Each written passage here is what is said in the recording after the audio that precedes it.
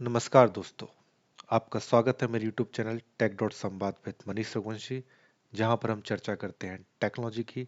और आज का हमारा विषय है डीएनएस, डोमेन नेम सिस्टम। अब तक की हमारी नेटवर्किंग सीरीज में हमने देखा कि एक कंप्यूटर नेटवर्क में तीन तरह के एड्रेस होते हैं: मैक एड्रेस, आईपी एड्रेस और पोर्ट नंबर। यानी कि किसी कंप्यूटर से आपको कम्युनिकेट करना है तो आप आईपी एड्रेस के थ्रू उससे कम्युनिकेट करते हैं। लेकिन रियल टाइम में हम देखते हैं कि हमको जब भी कोई नेटवर्क में कम्युनिकेशन करना होता है, वेबसाइट एक्सेस करनी होती है, तो हम एक नाम लिखते हैं: www.yahoo.com, www.google.com, www.apple.com। आईपी नहीं लिखते हैं। जब मैंने कहा कि कम्युनिकेशन आईपी से होता है, तो ये नाम कहाँ से आया और नाम क्यों आया? ह्यूमंस के लिए नंबर्स की तुलना में नाम याद रखना ज़्यादा आसान है। जैसे कि हम देखते हैं कि हमारे पास आज के समय में फ़ोन होते हैं और फ़ोन में सिम होती है, सिम का नंबर होता है। अगर आपको किसी अपने दोस्त को कॉल करना है तो जाहिर सी बात है कि आपको उसके सिम नंबर को डायल करना होगा। लेकिन नंबर याद रखना कठिन है, तो आपके लिए फ़ोन में एक सुविधाई फ़ोन बुक, जिसमें आप क्या कर सकते हैं, उस नंबर को उसके अगेंस्ट में एक नाम से सेव कर सकते हैं। आप नंबर की जगह नाम को डायल करेंगे, वो ऑटोमेटिकली नंबर पे डायल होगा और कॉल लग जाएगा। तो सेम कंसेप्ट कंप्यूटर नेटवर्क में है। यहाँ पर आप लिखते तो नेम है www.google.com, लेकिन डीएनएस एक ऐसा सिस्टम है जो आपके लिए उस नाम को उसकी आईपी में रिजॉल्व करता है। डीएनएस क्लाइंट सर्वर मॉडल पर काम करता है, यानी कि वो मशीन जिस पर ये फोन बुक, यानी कि जो रिकॉर्ड्स, डीएनएस रिकॉर्ड्स रखे गए हैं, वो सर्वर होता है। क्लाइंट मशीन यानी आपकी मशीन जो उसका उपयोग करती है नेम टू आईपी और आईपी टू नेम रिजॉल्व करने के लिए, आपकी मशीन क्लाइंट मशीन कहलाएगी। डीएनएस पोर्ट नंबर 53 का यूज करता है कम्युनिकेशन के लिए, और प्रोटोकॉल में ये टीसीपी और यूडीपी दोनों का यूज करता है। यूडीपी का यूज करता है ये क्लाइंट की क्वेरी को रिजॉल्व करने के लिए, और टीसीपी का यूज करता है ये दो डीएनएस सर्वर्स के बीच में जोन ट्रांसफर के लिए। अब हम चर्चा करेंगे कि टीसीपी और यूडीपी क्या है। टीसीपी यूडीपी दो कनेक्शन प्रोटोकॉल हैं, जिसमें टीसीपी कनेक्शन ओरिएंटेड है और सिक्योर है, और ये हर एक डेटा पैकेट को ट्रांसफर करने के बाद उसका एक्नॉलेजमेंट लेता है। यूडीपी अनरिलायबल है, ये एक्नॉलेजमेंट नहीं लेता है, ये सिर्फ सेंड करता है। टीसीपी स्लो है, यूडीपी फास्ट है। तो अगर आपके पास कोई ऐसा डेटा कम्युनिकेशन है जिसमें आपको रिलायबली डेटा ट्रांसफर करना है, तो आप टीसीपी का यूज करते हैं, और अनरिलायबल करना है मगर फास्ट करना है तो आप यूडीपी का यूज करते हैं। डीएनएस की जरूरत क्यों पड़ी? आईपी एड्रेस को याद रखना डिफिकल्ट है, डोमेन नेम याद रखना आसान है। डीएनएस हमें दो फैसिलिटी दे रहा है: नेम रेजुलेशन और लोड बैलेंसिंग। नेम रेजुलेशन की बात करें तो ये हमारे लिए नेम को आईपी में और आईपी को नेम में रिजॉल्व करता है। लोड बैलेंसिंग फॉल्ट टॉलरेंस और हाई एबिलिटी को अचीव करने के लिए आप अपनी वेब एप्लीकेशन को दो सर्वर्स पर डिप्लॉय करते हैं, ताकि अगर एक सर्वर डाउन हो तो दूसरे सर्वर से वेबसाइट आपकी एक्सेसिबल हो। इसे हम बोलते हैं लोड बैलेंसिंग। तो डीएनएस की मदद से आप लोड बैलेंसिंग कर सकते हैं। आप एक डोमेन नेम के अगेंस्ट में दोनों सर्वर्स के आईपी रेजिस्टर्ड कर देंगे। जब पहला क्लाइंट क्वेरी करेगा तो वो पहले सर्वर के आईपी को रिजॉल्व करेगा, दूसरा क्लाइंट क्वेरी करेगा तो वो दूसरे सर्वर को रिजॉल्व करेगा। इस तरह से वो राउंड रॉबिन मेथड का यूज करते हुए मल्टीपल क्लाइंट की क्वेरीज को दोनों सर्वर्स के बीच में रोटेट करता रहेगा। इससे आपके जो आने वाला ट्रैफिक है वो दोनों सर्वर्स के बीच में इक्वली डिवाइड हो जाएगा। इसे हम बोलते हैं लोड बैलेंसिंग। डीएनएस के अंदर जो भी नाम दिया जाता है वो एक हायरार्की में दिया जाता है, जिसे हम डोमेन नेम हायरार्की बोलते हैं। सबसे पहले इसमें आता है रूट डोमेन, जिसे हम डॉट से रिप्रेजेंट करते हैं। उसके बाद आता है टॉप लेवल डोमेन, जैसे .com, .org, .net, .edu, .in। उसके बाद आता है सेकंड लेवल डोमेन, जो कंपनी का डोमेन होता है: google.com, google.in, yahoo.com, youtube.com। उसके बाद आता है होस्ट नेम या सब डोमेन, जैसे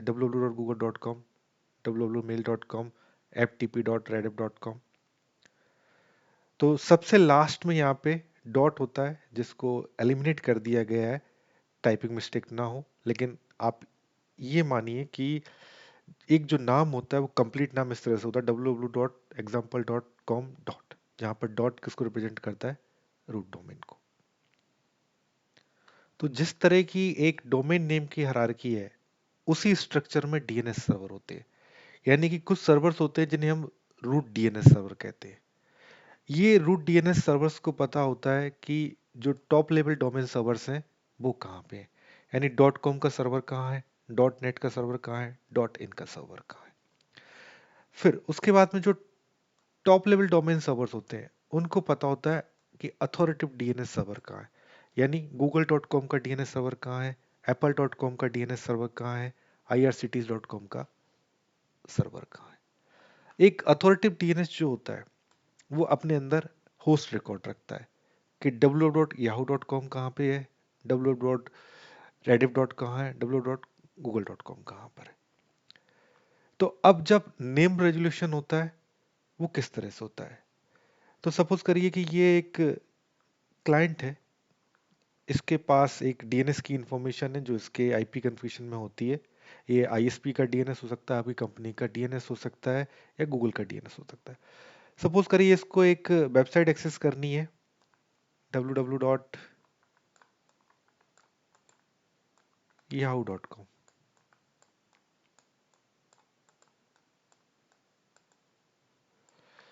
तो इसने क्वेरी करी अपने डीएनएस सर्वर पे, क्योंकि मेरे को www.yahoo.com का पता दो। इस डीएनएस को पता नहीं है, तो इसने क्या किया, इसने रूट डीएनएस यानी डॉट को इंफॉर्मेशन फॉरवर्ड करी कि भाई मेरे को www.yahoo.com का पता दो, का आईपी दो। इसने बोला कि मुझे नहीं पता है कि www.yahoo.com डॉट कहाँ पर है, बट मुझे डॉट कॉम का पता है कि डॉट कॉम कहाँ पर है।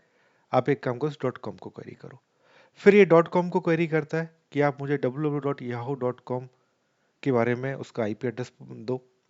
ये बोलेगा मेरे को नहीं पता है कि www.yahoo.com का आईपी क्या है, हाँ लेकिन मेरे को yahoo.com जो डोमेन मेंटेन करता है उस डीएनएस का पता है, आप उसके पास जाइए। इसके बाद एक क्वेरी करता है yahoo.com को, तो चूंकि ये पर्टिकुलर उसी डोमेन के लिए है तो इसको पता है कि www.yahoo.com का आईपी क्या है, तो ये आईपी प्रोवाइड करेगा। उसके बाद जब क्लाइंट को आईपी मिल जाएगा तो वो क्लाइंट उस सर्वर को रिक्वेस्ट सेंड करेगा। ये एक प्रोसेस होती है जिसके through name to IP resolve होता है। अब हम चर्चा करेंगे डोमेन नेम रजिस्ट्रेशन प्रोसेस की। सपोज करिए आपने अपना कोई नया बिजनेस स्टार्ट किया है, या आपने अपनी कंपनी के लिए वेबसाइट बनाना चाहते हैं, तो सबसे पहले आपको डोमेन नेम परचेज करना होगा। वह डोमेन नेम आप परचेज कर सकते हैं गोडैडी से, नेमचीप से, किसी भी डोमेन नेम रजिस्ट्रार से आप परचेज कर सकते हैं। परचेज करने के बाद में ये जो रजिस्ट्रार है ये टॉप लेवल डॉट जो डीएनएस है उनको अपडेट कर देंगे इसके बारे में। देन इसके साथ साथ एक अथॉरिटेटिव डीएनएस कॉन्फ़िगर होगा जिसके अंदर आप अपने होस्ट रिकॉर्ड क्रिएट करेंगे।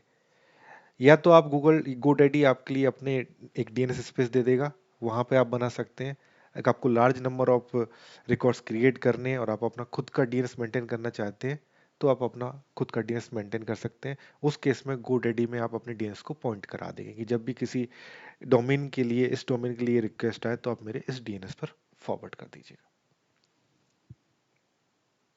अब डीएनएस के अंदर जो भी इंफॉर्मेशन रखी जाती है वो रिकॉर्ड्स के फॉर्म में रखी जाती है, जिन्हें हम बोलते हैं डीएनएस रिकॉर्ड्स। जिसमें से एक होता है ए रिकॉर्ड, इसमें होता है डोमेन नेम टू IPv4, यानी कि आप नेम के अगेंस्ट में आईपी की इंफॉर्मेशन को रिकॉर्ड करते हैं। क्वाड ए रिकॉर्ड, जिसमें आप एक नेम के अगेंस्ट में IPv6 एड्रेस को रजिस्टर्ड करते हैं। सी नेम, इसमें आप एक डोमेन नेम को किसी दूसरे नेम पे रिजॉल्व कराते हैं। उदाहरण के लिए जैसे कि आपने AWS के अंदर, क्लाउड के अंदर एक लोड बैलेंसर बनाया, तो लोड बैलेंसर का एक यूआरएल मिलेगा, उस यूआरएल के थ्रू आपकी वेब एप्लीकेशन एक्सेस होती है। लेकिन ये जो AWS के लोड बैलेंसर का यूआरएल है ये कुछ इस तरह से होगा जिसके लास्ट में लिखा होगा aws.com, बट आपको तो उस एप्लीकेशन का नाम अपने डोमेन पे चाहिए, जैसे कि www.abc.com। तो उस केस में हम क्या करेंगे, हमारा जो abc.com का डीएनएस सर्वर है उसके अंदर एक हम सी नेम या एलियास रिकॉर्ड बनाएंगे जिसमें हम एंट्री करेंगे कि भाई www.abc.com, इसके अगेंस्ट में डोमेन नेम है dash dash dash load balancer dot aws.com। तो उस केस में ये नेम टू नेम रिजॉल्व करेगा, सी नेम रिकॉर्ड या एलियास रिकॉर्ड।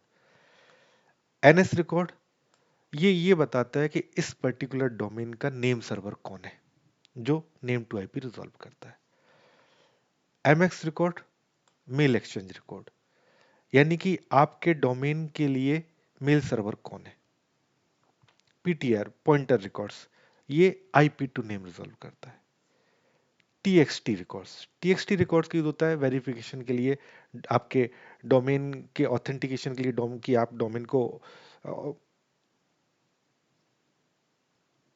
डोमेन की ऑनरशिप आपके पास है, ये टीएक्सटी रिकॉर्ड के थ्रू वेरीफाई होती है। इसके अलावा एक केस और हम समझेंगे, एसपीएफ सेंडर पॉलिसी फ्रेमवर्क।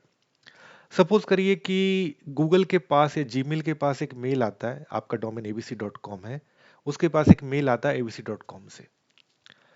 अब जीमेल कैसे इंश्योर करेगा कि जिस सर्वर ने ये मेल भेजा है वो abc.com का ही मेल सर्वर है। तो इस केस में क्या करेगा, वो आपके डीएनएस सर्वर abc.com के डीएनएस सर्वर को एक रिक्वेस्ट भेजेगा। उस रिक्वेस्ट में आपसे पूछेगा कि भाई आपके कौन कौन से मेल सर्वर्स हैं। तो आपके पास एक टीएक्सटी रिकॉर्ड्स होगा जिसमें आपके अलाउड लिस्ट होगी जिसके अंदर कौन कौन से मेल सर्वर हैं जो आपके डोमेन के बिहाफ में ईमेल सेंड कर सकते हैं। अगर उसको उस सर्वर का आईपी जिससे उसको मेल रिसीव हुआ है और आपकी लिस्ट के सर्वर का आईपी मैच कर गया तो वो उसको अलाउड करके इनबॉक्स में भेज देगा। अगर नहीं किया तो एज पर द पॉलिसी, जो वहां पे पॉलिसी कॉन्फ़िगर्ड होगी, या तो वो उसको जंक में डाल देगा, स्पैम में डाल देगा, या हो सकता है उसको रिजेक्ट कर दे।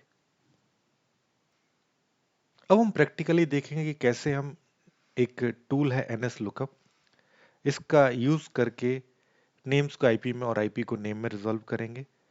तो अगर आप किसी नेम के अगेंस्ट में उसका आईपी देखना चाहते हैं तो आप अपने कमांड प्रॉम्प्ट पर लिखेंगे एनएस लुकअप और साइट नेम, तो वो आपको उस साइट का आईपी दे देगा। अगर आप रिवर्स लुकअप जो परफॉर्म करना चाहते हैं तो आप लिखेंगे एनएस लुकअप और आईपी, तो उसका नाम आपको दे देगा। हम देखते हैं यहाँ पे किस तरह से इसको परफॉर्म करेंगे।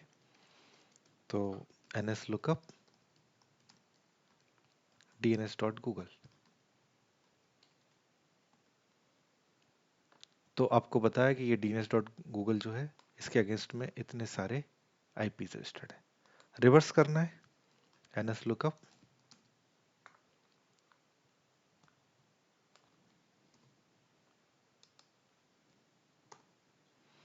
तो आपको बता देगा कि भाई इस आईपी के अगेंस्ट में ये नाम है। अब हम देखते हैं कि अगर हमें किसी स्पेसिफिक डीएनएस से क्वेरी करनी है। अभी क्या हो रहा है कि ये मेरा रिलायंस का इंटरनेट कनेक्शन है, ये रिलायंस के डीएनएस से मेरे को ये इन्फॉर्मेशन प्रोवाइड कर रहा है, लेकिन मैं चाहता हूं कि मुझे गूगल के डीएनएस से कोई इन्फॉर्मेशन चाहिए। तो मैं कैसे करूंगा, जैसे तो मैं लिखूंगा यहाँ पे एनएस लुकअप www.apple.com, मुझे ये रिजॉल्व करना है इस डीएनएस सर्वर से। तो अब जो आंसर किया है वो किसने किया है, गूगल के डीएनएस सर्वर। ये उस केस में यूजफुल है, सपोज करिए कि आपके कंपनी में आपका खुद का डीएनएस चलता है और आप चाहते हैं कि आपके जो डीएनएस सर्वर है वो इस पर्टिकुलर नेम के अगेंस्ट में क्या आईपी रखता है।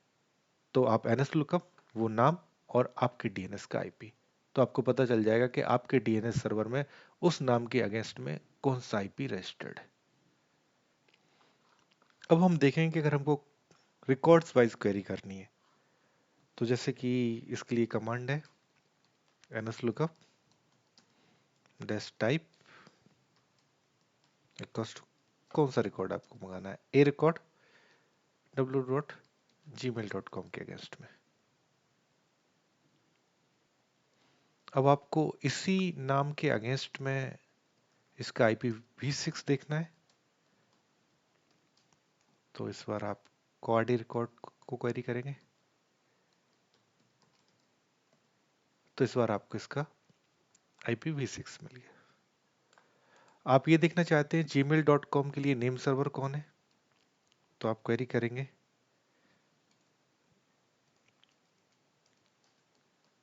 ns name server for gmail.com। तो ये gmail.com के लिए अथॉरिटेटिव नेम सर्वर है। आप देखना चाहते हैं इसके लिए मेल एक्सचेंज सर्वर कौन सा है,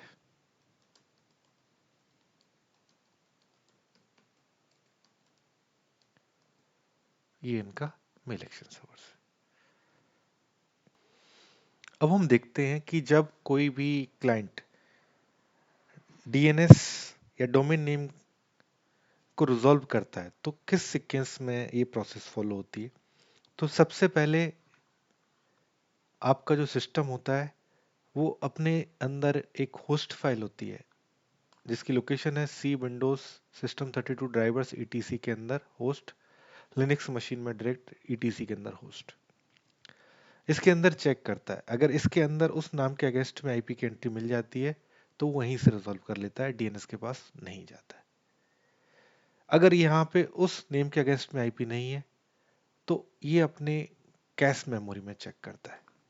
कैश मेमोरी कैसे बिल्ड होती है, जैसे अभी इसने एक डीएनएस के थ्रू आईपी को नेम में रिजॉल्व किया या नेम को आईपी में रिजॉल्व किया, तो ये क्या करेगा, उसको अपनी कैश में बिल्ड कर लेगा। नेक्स्ट टाइम कम्युनिकेट करने के लिए वो डीएनएस के पास नहीं जाएगा, अपनी कैश से उठा के कम्युनिकेट कर लेगा। अगर कैश में भी नहीं है क्योंकि हम फर्स्ट टाइम कम्युनिकेट कर रहे हैं, तो ये क्वेरी करता है डीएनएस को। डीएनएस सर्वर के पास इंफॉर्मेशन अगर उसकी कैश में है तो वो फॉरवर्ड कर देगा, अगर नहीं है तो वो क्वेरी करेगा रूट डीएनएस को। रूट डीएनएस उसको पता देगा टॉप लेवल डोमेन का, टॉप लेवल डोमेन उसको देगा अथॉरिटेटिव डीएनएस का, अथॉरिटेटिव डीएनएस के पास उसकी इंफॉर्मेशन होगी, वो उसे आईपी के रूप में लौटा देगा और उसके बाद हमारा सिस्टम उस रिकॉर्ड को कैश में स्टोर कर लेगा ताकि फ्यूचर कम्युनिकेशन में उसका यूज कर सके। तो ये एक प्रोसेस है। अब मैं आपको डेमोस्ट्रेट करके दिखाता हूँ कि अगर हमको कैश में किसी रिकॉर्ड्स की इंफॉर्मेशन देखनी है तो कैसे देखेंगे। तो यहाँ पर कमांड है ipconfig/display DNS। कुछ एंट्रीज हैं इस केस में, मैं इनको क्लियर कर देता हूँ। इनको क्लियर करने का कमांड है ipconfig/flushDNS। अब हम फिर से देखते हैं ipconfig/display DNS,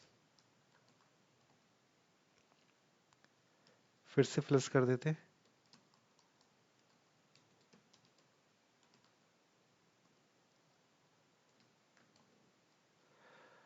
अब मैं पिंग कराता हूँ, पिंग -4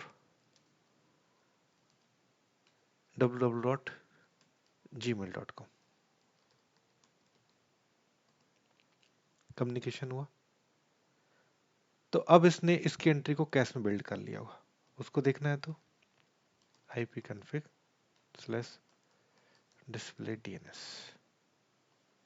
तो आप पाएंगे कि इसके डीएनएस में ये एंट्री एग्जिस्ट करती है। इसको हटाना है तो ipconfig/DNS रिमूव हो जाएगी।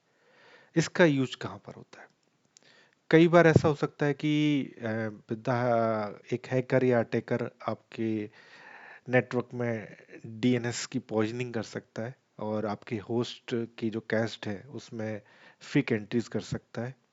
तो कई बार ऐसा होता है कि आपकी साइड एक्सेस नहीं होती है, तो आपको फ्लश डीएनएस करना है ताकि वो नेक्स्ट टाइम में उसको प्रॉपर रिजॉल्व करके सही साइट पर सही एड्रेस पर जाए। अब यहाँ पर एक मैं आपको एक और प्रैक्टिकल डेमोस्ट्रेट करके दिखाना चाहता हूँ कि किस तरह से हम होस्ट फाइल का यूज करके किसी वेबसाइट को ब्लॉक कर सकते हैं। यानी आप चाहते हो कि आपके सिस्टम में कोई पर्टिकुलर वेबसाइट एक्सेस ना हो। इसका एक दूसरा तरीका भी है जो हम अलग वे में ले सकते हैं कि अगर आप चाहते हो कि किसी पर्टिकुलर वेबसाइट का नाम उसके आईपी में जल्दी रिजॉल्व हो जाए तो आप अपने सिस्टम की होस्ट फाइल में उसकी एंट्री कर सकते हैं, तो ये सारा प्रोसेस नहीं करना पड़ेगा और वो तुरंत उसको मिल जाएगा। लेकिन मैं इसका यूज बता रहा हूँ कि हमको हर किसी साइट को ब्लॉक करना है तो हम कैसे कर सकते हैं। तो चूंकि डीएनएस रेजोल्यूशन में सबसे जो पहली प्रायोरिटी है वो होस्ट फाइल की है, तो हम क्या करेंगे, किसी नाम के अगेंस्ट में कोई फेक आईपी या 0.00 आईपी रख देंगे जो एग्जिस्ट ही नहीं करता है। तो जब भी आप वो नाम यूआरएल टाइप करेंगे तो रिजॉल्व होगा उस 0.0 पे, उसको क्वेरी भेजेगा और आपकी वो साइट ब्लॉक हो जाएगी। ये चर्चा हम करते रहेंगे। धन्यवाद।